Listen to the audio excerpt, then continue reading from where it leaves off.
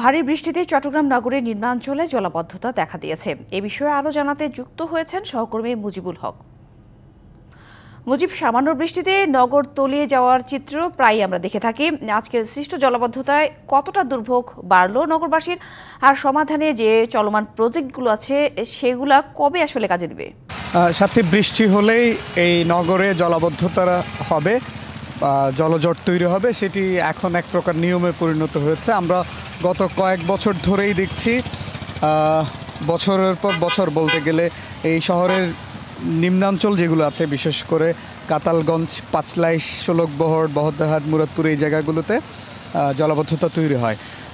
যে প্রশ্ন করেছেন যে প্রজেক্টগুলো চলছে বা প্রকল্পগুলো চলছে জলাবদ্ধতা নিরসনে, সেগুলোর কি অগ্রগতি অথবা সেগুলো শেষ হলে পরে কোনো ধরনের সুফল মিলবে কিনা, আমরা আপনার মাধ্যমে একটি তথ্য দিতে চাই। সেটি হচ্ছে চট্টগ্রাম শহরের প্রায় 4টি সংস্থার 11,000 কোটি টাকার প্রকল্প চলছে এই জলাবদ্ধতা নিরসনে। 250-টিরও বেশি ডিজাইন অপশন নিয়ে ওয়ালটন স্মার্ট ফ্রিজ, বোঝে আপনার প্রয়োজন।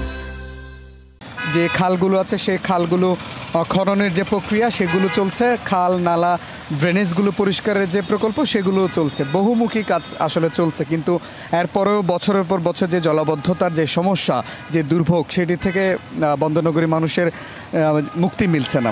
বিশেষ করে নগরবাসীর যেটি অভিযোগ সেটি হচ্ছে সেবা সংস্থা যেগুলো আছে, সিটি কর্পোরেশন, চট্টগ্রাম উন্নয়ন কর্তৃপক্ষ, পানি উন্নয়ন বোর্ড, এই সংস্থাগুলোর মধ্যে যে সমন্বয়হীনতা, সেটির খেসারত আসলে নগরবাসীকে দিতে হচ্ছে। অর্থাৎ এক সংস্থা খনন করছে, আর এক সংস্থা সেটিতে এই যে খালের দুপারে যে সমস্ত অবৈধ স্থাপনাগুলো গড়ে উঠছে সেগুলো তারা উচ্ছেদের কোনো ধরনের উদ্যোগী হচ্ছে না, ফলে খাল নালাগুলো ভরাট হচ্ছে এবং বছরের পর বছর এই যে জলাবদ্ধতার সমস্যা সেটি আরও বেশি দীর্ঘায়িত হচ্ছে।